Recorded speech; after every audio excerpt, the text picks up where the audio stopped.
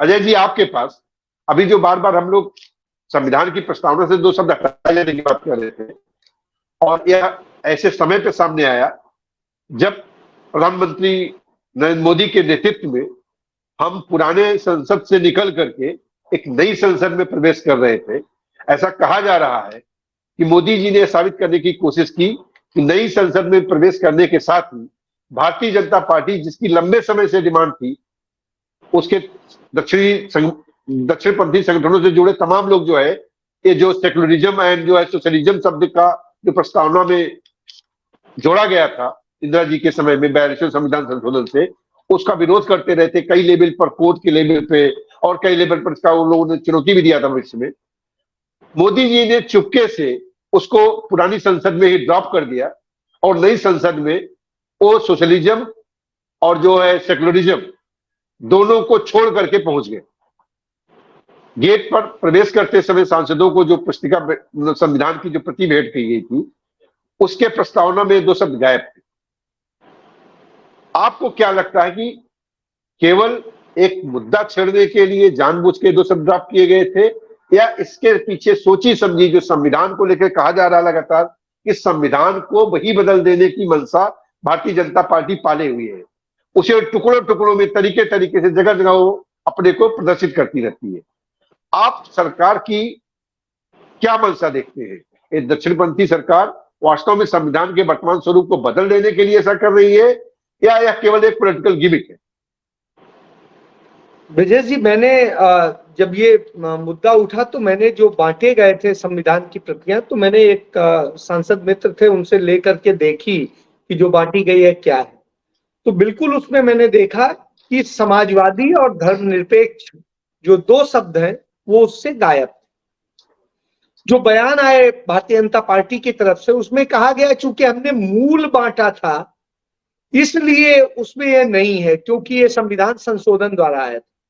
1942 के 1976 के 42वें संविधान संशोधन को यदि आप पढ़िए क्या था, तो उसमें स्पष्ट है कि 3 शब्द जोड़े गए: समाजवादी, धर्मनिरपेक्ष और अखंडता।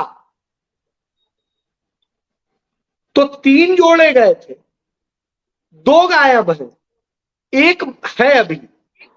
इसके बाद में कई और संविधान संशोधन हुए थे, वो भी मौजूद है। तो सिर्फ यही 2 शब्द गायब है। तो साहब, इस आधार पे आप यह कैसे कह सकते हैं कि यह मूल संविधान है? यदि मूल संविधान है तो उसमें कोई भी संशोधन का 1 शब्द नहीं होना चाहिए। और यदि आप कोई भी संशोधन के पूर्व आप सिर्फ 1950 में जो संविधान पास किया गया, यदि उसकी बात करते हैं, जो लागू किया गया उसकी यदि बात करते हैं, तो उसमें तो दूसरी चीज है। अब ऐसी स्थिति में बिल्कुल ये लगता है कि इनकी एक सोची समझी साजिश है। और जैसा मैं बार बार कहता रहा हूं, साजिशें रचने में ये बहुत माहिर हैं, तैयारी करते हैं। तो इन्होंने उसी तरीके से खेल किया। इन्होंने इसमें जिस तरीके से किया, इनका एजेंडा है। 2 चीजों से इन्हें नफरत। एक, धर्मनिरपेक्षता से। ये बार बार इनके लोग जो है बोलते हैं, प्रधानमंत्री तो बोलने में डरते हैं, लेकिन इनके मंत्रियों से लेके तमाम सारे लोग बार बार बोलते हैं हिंदू राष्ट्र, हिंदू राष्ट्र, हिंदू राष्ट्र। बना लीजिए भाई हिंदू राष्ट्र। और दूसरा, इन्हें नफरत है समाजवाद से, बराबर नहीं बैठने देना चाहते। वो चाहते हैं एक सामंतवादी जो है पूरा ग्रुप हो, और दूसरा जो है गुलामों वाला ग्रुप। तो गुलामों से के ऊपर हम शासन करें, वो हमारे आगे भिखारी बन के खड़े हो, और भिखारियों से हम जैसे चाहें वैसे काम करें। तो साहब, ये इनकी साजिश का हिस्सा है। ये पूंजीवादियों को पोषित करते हैं। यदि आप याद करिए कि देश की आजादी के बाद में जिस तरीके से जनसंघ काम करता था, तो किन के लिए काम करता था? इसको समर्थन कौन करता था? कौन इसको वित्त पोषित करता था? ये किसकी लड़ाई लड़ते थे? ये लड़ाई राजे रजवाड़ों की और पूंजीपतियों की और उनकी लड़ते थे। इसीलिए एक समय में इसे बनियों की पार्टी के तौर पे कहा जाता था, राजा रजवाड़ों की पार्टी के तौर पे कहा जाता था। और इन्होंने लड़ाई भी उसी तरीके से लड़ी। जो लोग कांग्रेस से, नेहरू ने जब समाजवाद की बात करी और उन्होंने सोशियो इकोनॉमी को पूरी तरीके से हमारे यहाँ अडॉप्ट किया, तो इनको इसी से परेशानी थी और इसी के विरोध में तमाम सारे लोग जो कांग्रेस में भी उस तरह के लोग थे वो भी छोड़ के चले गए। और उनके साथ खड़ा कौन हुआ? यही जनसंघी जो बाद में आज भाजपा कहलाते हैं। और अपने लाभ के लिए इन्होंने जनसंघ का विलय किया जनता पार्टी में, और उसके बाद में फिर देखिए अपने लाभ के लिए उसके साथ धोखा किया और फिर भारतीय जनता पार्टी बनी। तो इतिहास इनका धोखे, साजिश और इन्हीं सब चीजों से। इन्हें पूंजीवाद चाहिए, इन्हें सामंतवाद चाहिए, इन्हें प्रजा चाहिए, इन्हें जो है इस देश के अंदर प्रजातंत्र नहीं चाहिए, इन्हें गुलाम चाहिए, भिखारी चाहिए। ये 5 किलो अनाज दे करके खुश है कि कम से कम वो हमारे भिखारी बन के लाइन में खड़े हैं, वो हमसे हक नहीं मांग रहे, वो हमसे कुछ चंद टुकड़े मांग रहे हैं कि हम जैसे फेंक देते हैं कुछ टुकड़े, उस अंदाज में हम बनाना चाहें। हम बनाना चाहते हैं कि हम साहब आपको कुछ और नहीं देंगे, हम ऐसे रखेंगे कि आप हर समय इस डर में जियो कि अरे हमारी ये रोटी भी छिन जाएगी, क्या करेंगे, हमारी काम छिन जाएगा, क्या करेंगे, हमारा ये छिन जाएगा, क्या करेंगे। इस डर से आप हमारे हिसाब से बोलो, हमारे हिसाब से चलो और हमारे एजेंडे को पोषित करो। तो यह इनके एजेंडे का हिस्सा है और ये वही है। इसका नतीजे देखिए क्या हो रहे हैं। आरबीआई की रिपोर्ट आई है कि घरेलू बचत के मामले में हिंदुस्तान की हालत यह हो गई पिछले 50 साल के सबसे बुरे हाल में आके खड़ी हो। आप कल्पना करिए आपने क्या भारत बनाया है। ये महिलाओं को भी दगा करते हैं, बच्चों के साथ भी धोखा करते हैं, किसे छोड़ते हैं? आदिवासियों पे हमला करते हैं, दलितों पे करते हैं, अल्पसंख्यकों पे करते हैं। तो ये जिस तरह से कर्म करते हैं वो वास्तव में नफरत पर, इनके एजेंडे पर टिका है। जो इनका एजेंडा नफरत पे टिका है और इसके बूते ही है। फूट डालो राज करो वाली जो अंग्रेजों की नीति थी उसको अडॉप्ट करते हैं।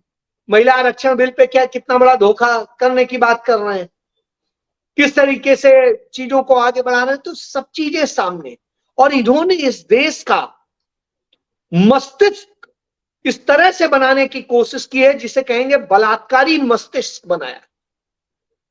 और हिंदुस्तान के अंदर जो रेपिस्ट होते हैं उनका एजेंसी आदमी के डाटा का आप आकलन करिएगा तो देखिएगा 80% से अधिक रेपिस्ट जो हैं वो भारतीय जनता पार्टी से जुड़े हुए लोग। यह इस देश का दुर्भाग्य है। और एक बड़ी दर्दनाक घटना बताता हूं कि आज ही संज्ञान में आई कि कानपुर में एक 7 साल के बच्चे ने एक 5 साल की बच्ची के साथ रेप कर दिया। आप कल्पना करिए कि बच्चों के दिमाग तक में इनकी ये भावनाएं जा रही और इत्तेफाक से वो भारतीय जनता पार्टी से जुड़े परिवार का। कमोबेश इसी तरीके से मध्य प्रदेश में आप देखिए एक आदिवासी के साथ में किस तरह अत्याचार करते हुए भाजपा का मंडल अध्यक्ष। तो साहब ये उस तरह के लोग हैं जो नफरत पनपाते हैं, जो अपने एजेंडे के लिए कुछ भी करते हैं। इन्हें समाजवाद से नफरत है, इन्हें धर्मनिरपेक्षता से नफरत है।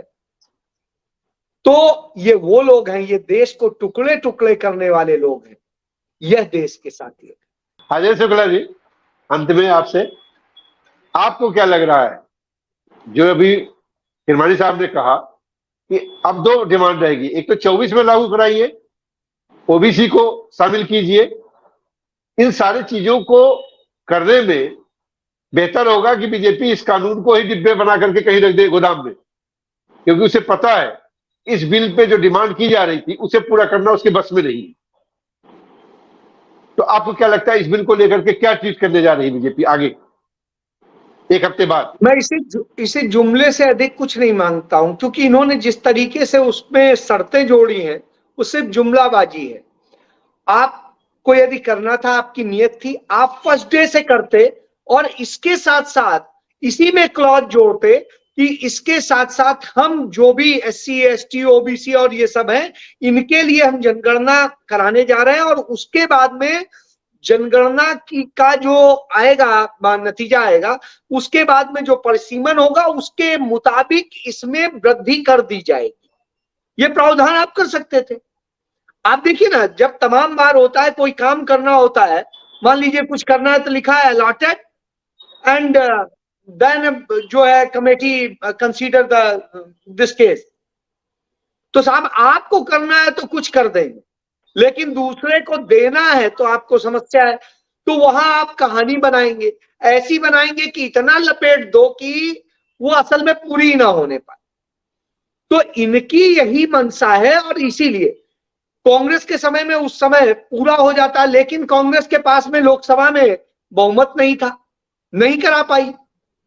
इसी तरीके से उसके पहले 1996 में भी यही स्थिति हुई थी, बहुमत की कमी थी। उसके बाद में अटल बिहारी वाजपेयी की सरकार में भी यही समस्या आई थी, लेकिन आपके पास तो बहुमत था।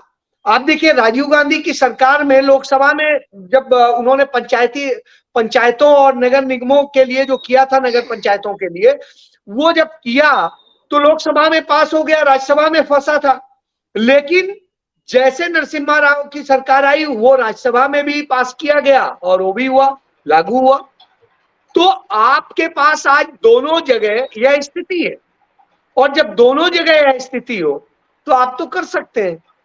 तो आप सीधे सीधे करिए ना। और सबसे बड़ी बात, ये भी करने की जरूरत नहीं थी, राज्यसभा में पिछला वाला पास हुआ पड़ा है और राज्यसभा वाला खत्म नहीं होता है, वो कंटिन्यू हो जाता है। तो उसी को उठा के सिर्फ लोकसभा में पास करना था, आप कर देते, समस्या का समाधान हो जाता। लेकिन वास्तव में आप टेक्निकलिटी में फंसाना चाहते हैं, आप सिर्फ जुमला बना के रखना चाहते हैं, इसलिए यह स्थिति है। महिलाएं आपके लिए खेलने का हथियार है।